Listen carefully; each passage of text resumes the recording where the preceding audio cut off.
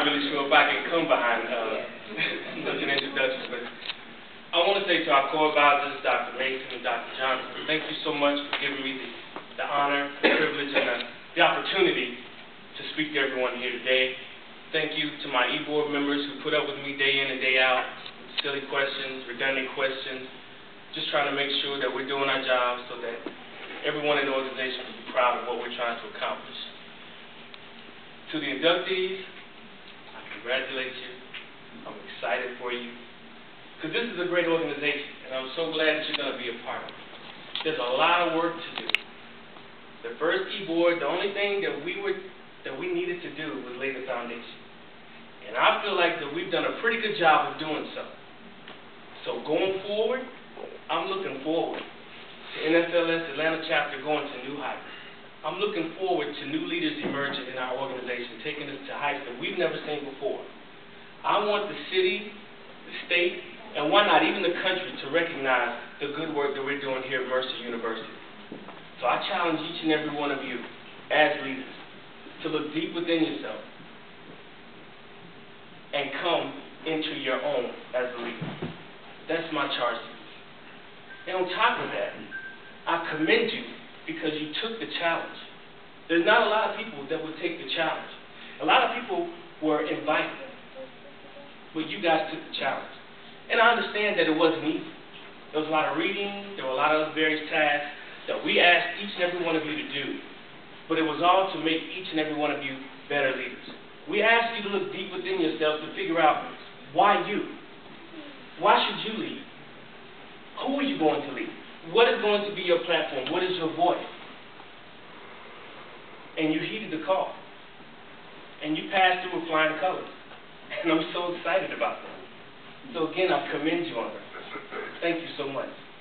Now, on the way in, I was listening to the radio, and I was listening to this disc jockey talk about a study that he heard about.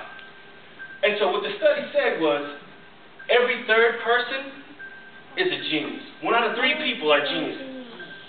So, I thought that was kind of interesting, right? So, I want each and every one of you to look to your left and look to your right.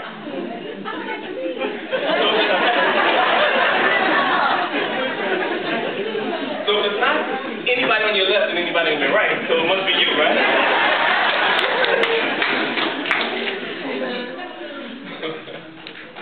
But no, congratulations, guys. Job well done. We're here if you need us. You can call us, email us, whatever the case is. I'm not going to be long because I know everybody wants to enjoy the rest of their Saturday, but I want to get into what I want for the inductees. What I want for each and every one of the inductees is to be a star wherever you lead. I want you to be a star wherever you lead. I know you're looking like, what do you mean be a star? I'm going to tell you. Not too long ago, I was able to go home to meet an old friend of mine. He's an older gentleman, sort of like a mentor to me. And every time we get together, we like to discuss sports. I'm a sports fanatic, and particularly football. So we get a chance, and we sit down, and we talk about, oh, well, let me backtrack. When I say home, I'm from a small town in North Carolina called Hickory. It's about an hour north of Charlotte. So we get together, and we always talk sports. But this particular time, we talked about football teams from the area high schools, what we consider the great ones. And there were a few in the 90s that we thought were good, and some pretty awesome ones in the 80s. But the older gentleman, as he continued to talk, he talked about one team in particularly that was before my time, and it was a football team in the 1964-65 era, or year, you could say. And I said, okay, well, what makes this team so special than all the others that we discussed? Because we agreed on quite a few good teams. So he said, well, Chad, I'll tell you. This team had a perfect season. They went from game 1 all the way to the championship undefeated. I said, okay, well, that's a big feat. But there are a lot of other teams that did the same thing. So what makes them so special? So he said, on top of that, Chad, not only did they go undefeated, they were unscored on. 16 games, unscored on, unbeaten. The school and the little town that they lived in nicknamed the team the Untouchables. Pretty impressive. Yeah, it is. So I said, okay, well, me being in leadership and loving what I do, I always try to extract certain teachings from when I have conversations with people to help me with leadership and to help me talk to others about leadership. So I said, what made them so special? What made them so disciplined, so determined to not only win the championship, but to be undefeated, to be so stubborn, to refuse to allow, so prideful, to refuse to allow anybody to even score on them? That takes a lot of mental toughness and teamwork and together. What made them? How did that happen? So he proceeds to tell me that, well, you know, Chad, that year, the summer of '64, the coaches called all the guys in. They were about to start summer practice. So they corralled all the guys in, and the coaches stand up and said, hey, guys, you know, we're excited. We're ready for another year, but we want to take it to another level. So the coach says, okay, how many of you guys want to win a championship? No brainer, right? Everybody, I want to win a championship. You know? Okay, great. How many of you guys are willing to do what it takes to win a championship? Of course, hands are going to go up. Yeah, I'll do what it takes. Okay, we'll see. So now the coach has the players' attention. So now he proceeds to tell them, okay, guys, well, we've got to change some things around here. We're going to be championship talent. So now the coach goes into what I call being a star, S-T-A-R.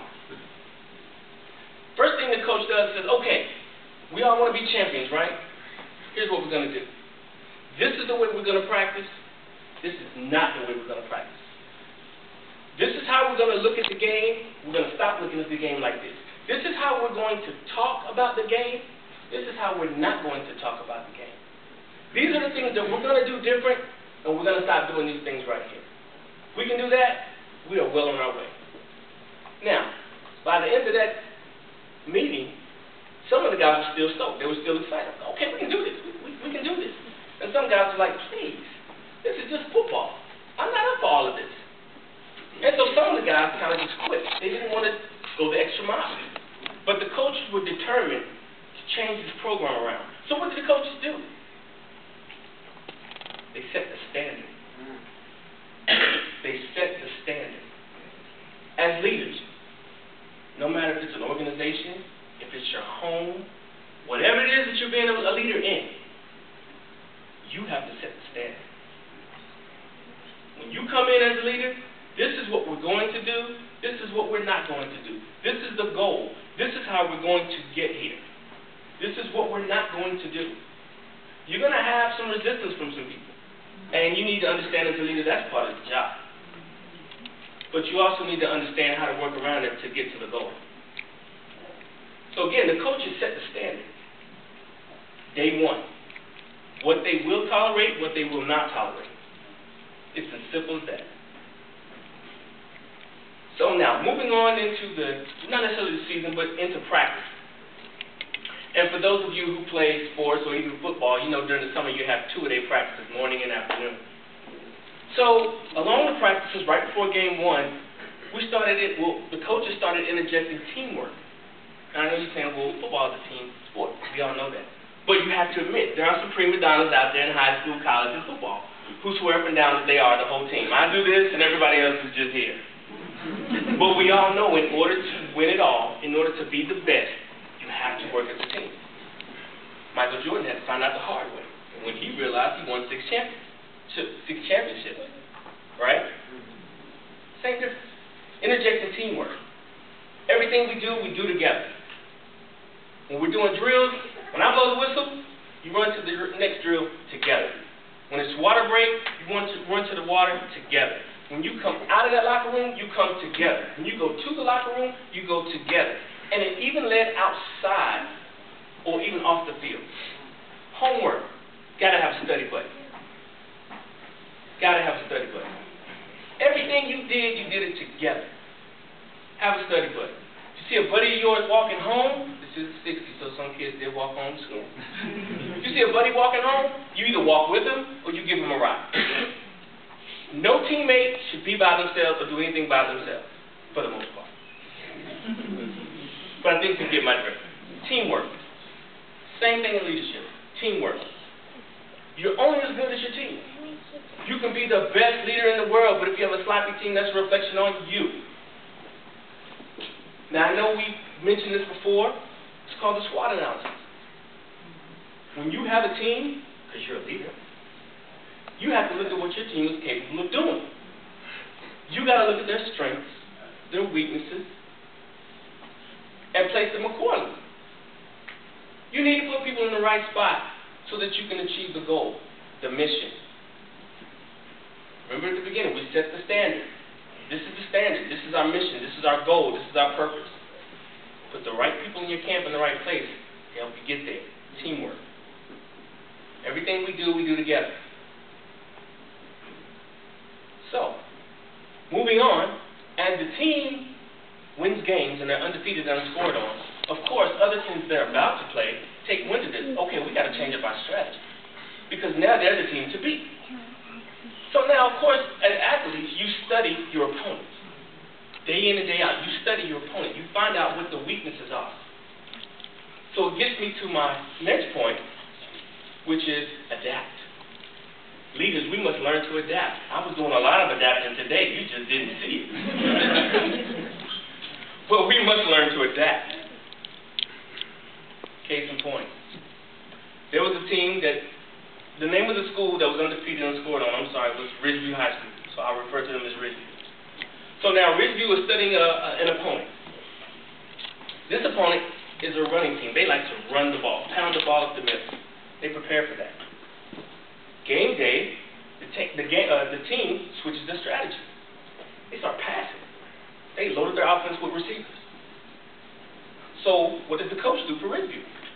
He has to understand how many of his defensive backs can cover. I know I'm getting too far into the football view later, but I'm going to pull out. But I just want you to understand my analysis. But he has to have the right people to put on the field to defend that strategy. Same thing in leadership. When things go awry, you have to understand the strengths and weaknesses and be able to adapt. Be able to corral the team. Look, this is what happened. Change your plan. You have to have a plan A, a plan B, and a plan C. There was a leadership broadcast that I reviewed last year, Rudy Giuliani, when he talked about September 11th. And he said, we had planned and prepared for everything except this. But this was a good lesson for him. It was a good lesson for everybody. No matter what your situation is, plan. Go over the plan. Go over the plan again. Have a backup plan. If you fail to plan, you plan to fail. I'm pretty sure you know that. So you always have to be able and willing to adapt. That's what's going to make you a great leader amongst good leaders. Being able to adapt. So, of course, they were able to adapt. I mean, they were undefeated and unscored upon. So I would say the coaches did a pretty good job of being able to adapt. So now, finally, moving into the last phase, is everything you did. Let's recap. We set the standard. We injected teamwork. We learned to adapt. Why? Because everything we do, everything we say, how we act, what we think, should all be relevant to the goal. As leaders, it's your job to keep the actions and requirements relevant to the goal.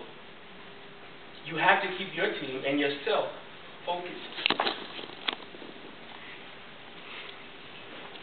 And that's a bit of a stress for some people. But that's a trait that you must have. If you don't have it, you need to learn. It must be relevant. Everything you're doing, everything you're saying. So nobody can come from the outside and finger point and say this, this, and this. No. Because what we're doing here is relevant to the goal. And you can show them why. That's a good leader. Keep everything relevant to the goal. It keeps everyone focused. You're clear about your goal, what everybody is supposed to be doing. And it keeps you from wasting a lot of time and resources from unnecessary action and activity. And on top of that, it makes you look good too as a leader. So again, my charge is for you to be a star wherever it is you lead. And, you know, better yet, I challenge each and every one of you to be bigger and better than what you are now. As a matter of fact, I want to start reading about every single one of you, either in the newspaper or magazine or on the news. There's no reason why you can't lead an organization or whatever it is to the next level. Why not you? Why not us? You have the foundation now. There's no excuse for that. It's time to go to the next level. We've got enough leaders out there in the world now. They don't have half the integrity as you guys do.